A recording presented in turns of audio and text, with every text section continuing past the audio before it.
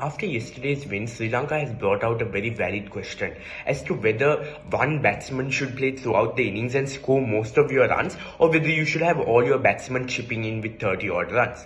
Yesterday, Sri Lanka chased down the total of 175 with nobody exceeding a 40 or even reaching a 50. So we had many batsmen scoring 30 odd runs, especially the knocks when we see from Kusal Mendis and Bhanuka Rajapaksa were one of the most effective.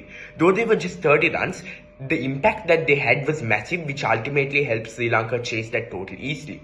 When we look at the first innings, we see Rahmatullah Gudbaz hitting 84 of those runs, and then Ibrahim Zadran hitting 40 of those. So we see that only two batsmen scored most of the runs. So it brings out the question as to whether you should have a lot of batsmen just chipping in with cameos, or whether you should be dependent on your big batsmen to score a bulk of the runs.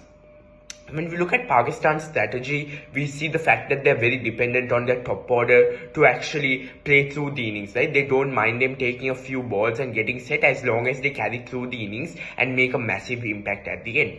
Therefore, we can't say that a certain strategy is right or wrong, because as we see in the T20 game, a certain strategy may work on a certain pitch on a certain day. It depends on the team, it depends on the team's mindset, and it depends on what is working for the team and the kind of players that you have in the team.